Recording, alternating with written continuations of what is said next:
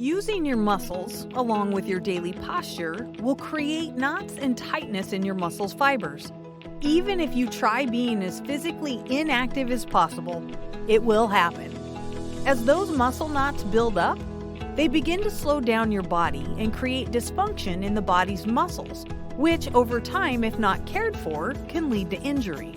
So don't let the tightness get stronger over time. Consistently restore your muscles.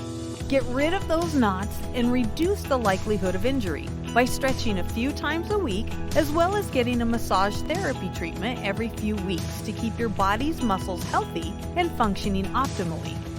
So, if you are in New York City, schedule your appointment at www.elitehealersmassagetherapy.com and start living a life where you move better with less soreness after a session from our massage therapists.